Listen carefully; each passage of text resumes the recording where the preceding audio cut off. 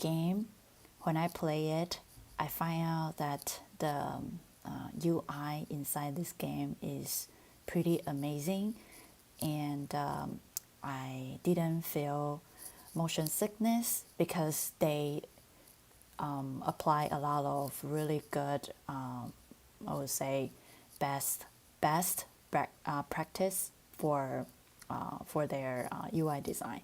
So let's dive in and see the game. Yeah. Okay, so first, because previously I played some a few minutes before, so right now I want to share with you while I was doing like walkthrough. So first, you will appear in a like old building. Then you start looking around, and I think the tutorial is really good. One thing that I kind of feel a little confusing is that when you see like actually you see your hand, right, but you actually using a controller, like controllers. So there's a confusion between looking at hands while using controller, because hands and controller are really different. I know a lot of games are trying to mimic controller with hands, but actually there are different things. In a controller, you can see a lot of different buttons, but a game like hands, it's like more freedom. So pretty much you do a slideshow, and you see a bunch of information which tells you about a professor was missing while while doing the research related to Egypt. So you kind of doing the teleporting, and then you look up like the information in the room. Basically you are a detective.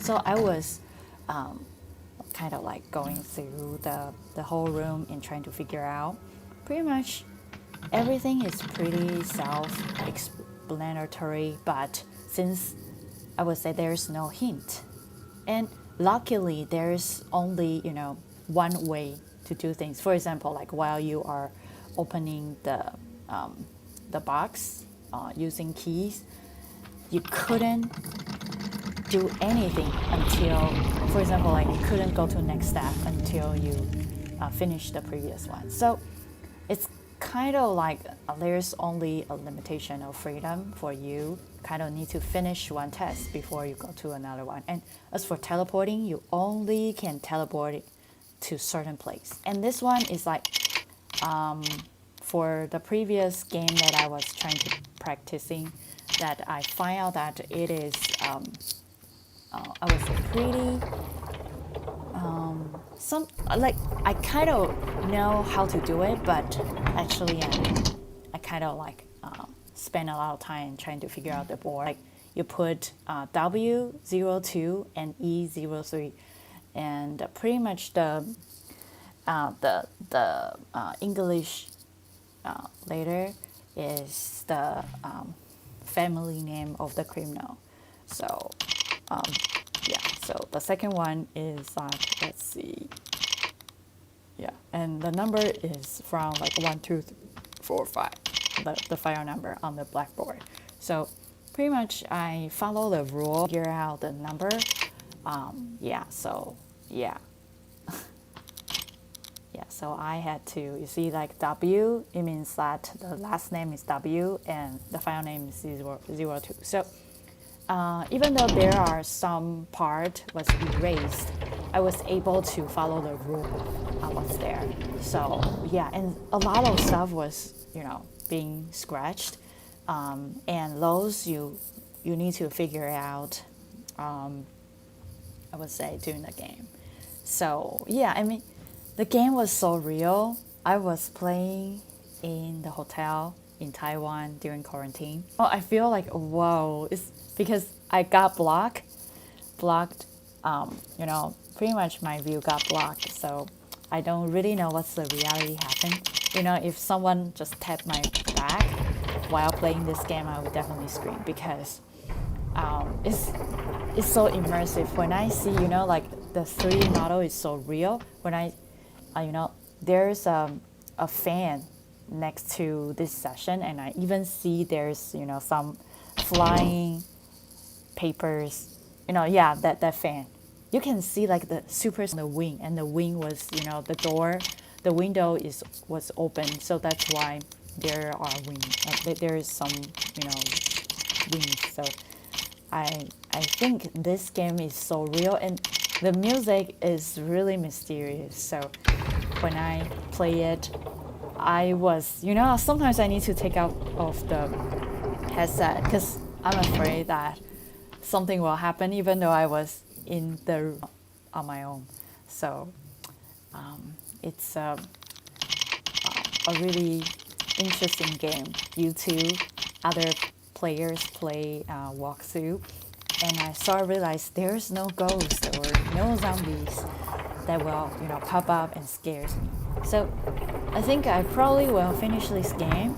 And this game, unlike a lot of different games, VR games, which makes me dizzy. Yeah, one of the really good thing is that when you rotate, it's flash. Yeah, like it's flash. And when teleporting, it's kind of dark mode and then light. So pretty much by using this math, it can help preventing or reducing motion sickness, because the reason why there's motion sickness is because when you see something, right, and then your body and the thing that you see is not matching. So by using those, this can definitely reduce it. And now I got all the criminals stuff. Then I need to start open this box. Yeah, and the music is very scary. I would say if you want to play, it's good to have know there's someone around and in a safe place, not just in quarantine and you are in your room, and because it's a little scary, even though I know there's no ghost. But okay, later on you will see there are some scary words, for example, a lot of deadly scenes, something, and I don't know, just very scary. When I grab that thing, I don't know what's that. Yeah, just everything turns red. I think yesterday when I was playing this, I was like, should I keep playing where there are some monsters coming screen or something? Yeah, I was like, oh my god. Yeah, and basically there's I think it's really interesting because they kind of want you to solve the mystery without giving you a hint. So I kind of walk around and trying to figure out what's going on.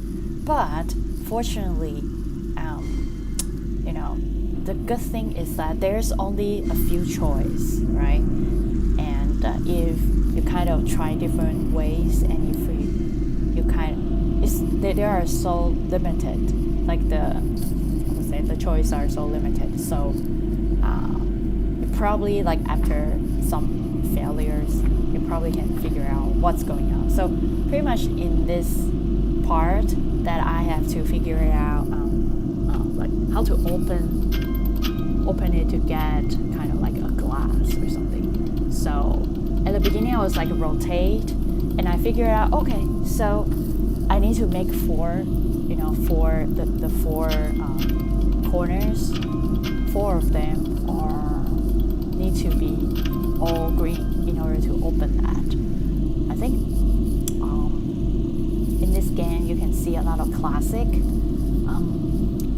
way or classic I would say product design, or I don't know, a really good craftsmanship, or an ancient antiques.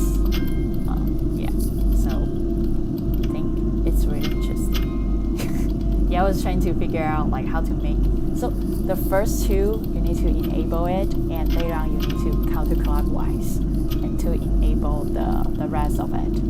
Yeah, I think this time I did it right. Okay, so you will see something open and you kind of take it, put in. Yeah, yeah, and I use it, and crazy things happen. I was immediately go to a really scary, like the room is like pretty scary. I really like the way they kind of introducing a world, because you see reality is one layer, and when you wear another goggle similar to AR glass and you see different things.